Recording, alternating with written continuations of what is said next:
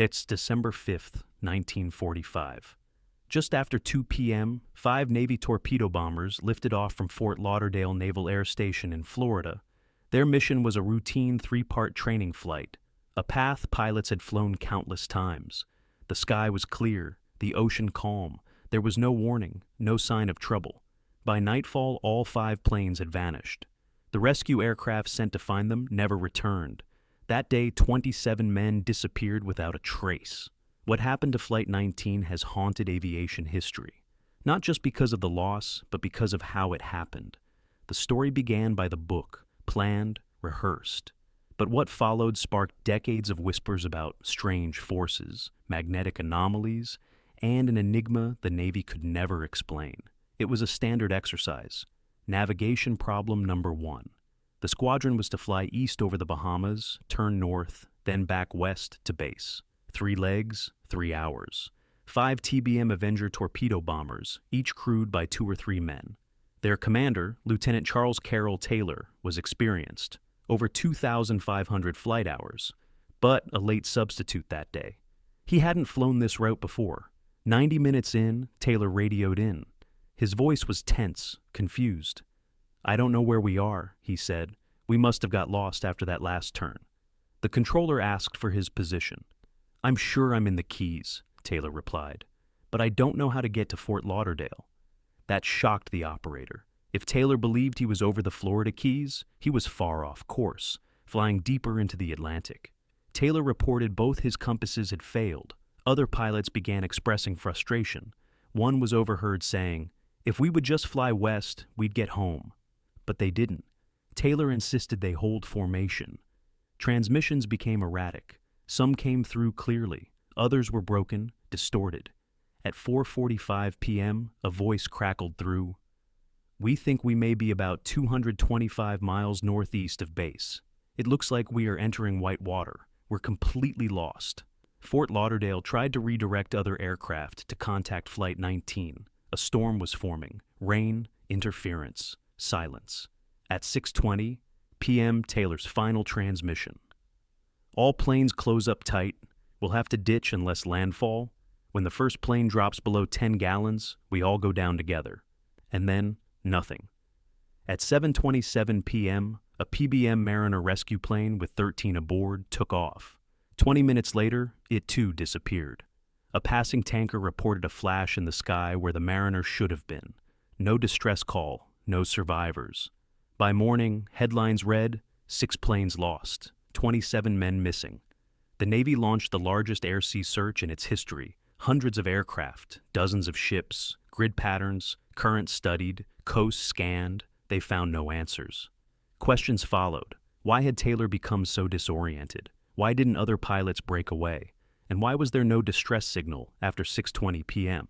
Taylor's belief he was over the Keys, when he was 200 miles off, remains baffling. He'd left his watch behind. Navigating by dead reckoning without time or reliable instruments was a dangerous gamble. His voice hinted at desperation. "I am over land, but it's broken." Others echoed similar compass failures. The squadron stayed in formation. "We can't leave the leader," one voice reportedly said. "Discipline, even in uncertainty." Then came the explosion in the sky seen by the SS Gaines Mills. The rescue plane gone. The official cause, unknown.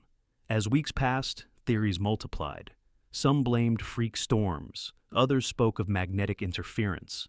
Still others imagined something stranger. A rupture in space, a vanishing into another realm. Flight 19 became legend. Not because of what we know, but because of what we don't. Some mysteries endure because they defy resolution. By the morning of December 6th, the Navy had mobilized a massive search and rescue operation. Aircraft flew in tight grid formations. Ships dragged sonar equipment across vast stretches of the Atlantic. Bases in Florida and the Bahamas remained on high alert, listening for signals, watching for any sign. Still, no results. Taylor's last clear transmission had come just after 6 p.m., but afterward, reports began to surface of strange signals. Faint, broken messages, fading in and out. Some radio operators swore they heard voices saying things like, "Everything looks strange. We don't see the sun." Though unconfirmed, the stories persisted. Civilian radio hobbyists claimed to hear broadcasts long after the Navy had declared the squadron lost. One man in Tampa said he picked up a message repeating, "Don't fly further. Something's wrong."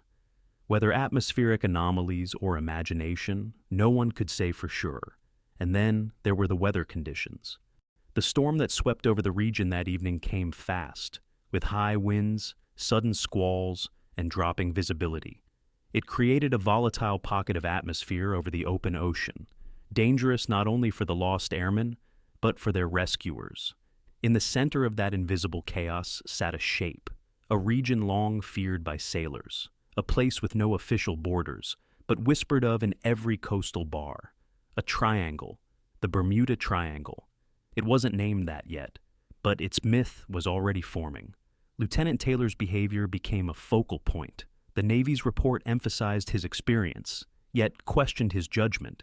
His compasses had failed. He lacked a watch. Clouds obscured the sun, and what little land he saw, he misidentified. "Both my compasses are out. I'm trying to find Fort Lauderdale," he said. "I am over land, but it's broken." One of the most troubling patterns. Other pilots reported the same compass failures. 6 planes, 6 instruments, all unreliable at once. The odds seemed impossible, and yet the flight stayed together. "We can't leave the leader." That single phrase, captured in one of the transmissions, was chilling. It spoke of loyalty, of discipline, but also of fatal adherence to command in the face of uncertainty. Fuel was running low. Without working compasses or timepieces, navigation became guesswork. Some pilots estimated they had 30 minutes left, others an hour. None had any certainty of reaching land. Then, the rescue plane. At 7:27 p.m., the PBM Mariner launched. Within minutes, the crew of the SS Gaines Mills saw a fireball in the sky. The say glowed for a moment, and then darkness. No further signal was ever received. 13 more men were gone. By dawn, the Navy had covered 250,000 square miles of ocean. Ships and aircraft scanned every possible route, but nothing surfaced. No debris, no signals, no confirmation. It was as though the ocean had absorbed them whole, not violently, but silently. What made it harder to accept was how quickly it all unraveled. These weren't combat operations. There was no enemy fire, no war zone, just a routine flight, and then disappearance. Not a crash, not an emergency landing, an erasure. Theories began to swirl. Some blamed sudden microbursts, violent downward bursts of wind that could throw a plane into the sea. Others suspected rogue waves rising unpredictably in open water. There were even suggestions of dense electromagnetic fog capable of disrupting compasses and radios. Then came the more radical ideas. A few believed Flight 19 had flown into a temporal anomaly, a spontaneous tear in space-time. The claim seemed far-fetched, yet pilots throughout history had described walls of mist, sudden disorientation, and directional confusion in this region. Some theorists suggested the squadron might still be out there, trapped in a loop, circling an invisible point, unable to return, and others looked skyward. Several witnesses from Florida and the Bahamas reported strange lights in the sky on the night of December 5th. Glowing orbs drifting without sound. They didn't look like stars. They didn't move like aircraft. To some, it was clear. The planes had been intercepted, taken. The Navy, meanwhile, remained grounded in facts. Meteorological data showed worsening weather. The area was known for magnetic variation. Equipment failure, poor visibility, and a breakdown in navigation could explain the disaster. But even if it was weather, even if it was error, something still didn't add up. Where were the remains? Searchers expected to find at least fragments, floating debris, an oil slick, a life vest, something, but there was nothing. Over the following decades, Flight 19 became a magnet for explorers, skeptics, and storytellers. The military never reopened the investigation, but private search efforts grew more sophisticated. Side-scan sonar, deep-sea submersibles, remote imaging. In 1991, divers found a cluster of TBM Avengers resting on the seafloor near Florida, intact, corroded, empty. For a moment, hope surged, but the serial numbers didn't match.